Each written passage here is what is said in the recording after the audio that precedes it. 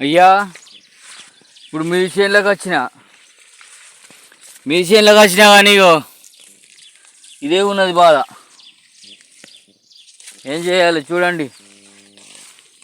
మీది బంధుకు ఇప్పుడు చేసిన, ఇంతకుముందు కింది బంధుకు చేసిన, ఇప్పుడు మీది బంధుకు చేస్తున్నాయా. గవర్నమెంటు సార్లారా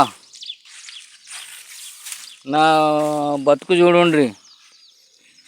మొత్తం పంటను నాశనం చేసినాయి. ఏం చేయాలో చెప్పండి.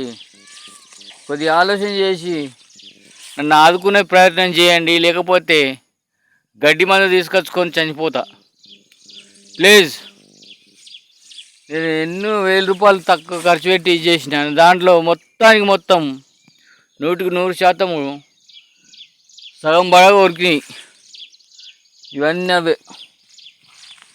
కింది నుండి కాక మీది నుంచి వస్తున్నాయి. ఇప్పుడు మీ చేనుల నుంచి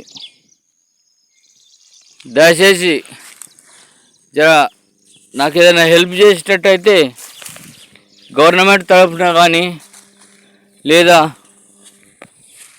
ఇతరులు కానీ హెల్ప్ చేయగలని కోరుకుంటున్నాను. మీకు అందరికీ పాదాన వందనాలు. ఇంక నేను గడ్డి మందు తప్పించి ఇంకా వేరే రకం అనిపిస్తలేదు. చేసిన ఫలితం ఏమి లేదు. సగం ముక్కు సగము తిన్నాయి. ఇవేం చేయాలో నాకు చెప్పలేక, నాకు మనసున పట్టలేక ఇక గడ్డి మందు తెచ్చుకొని తాగి ఇదే చేనులో పడి పోవాలని చూస్తున్నా. ఇక మా తాతలప్పటి నుంచి సంపాదించిన ఆస్తి భూమి నేను కాపాడుకుంటూ వస్తున్నా. పంట పండించుకుంటా ఇది చేస్తే ఎప్పుడైనా కానీ ఇదే పరిస్థితి ఉన్నది. నోటికి వచ్చిన బుక్క కింద జారిపోయినట్టు అవుతుంది.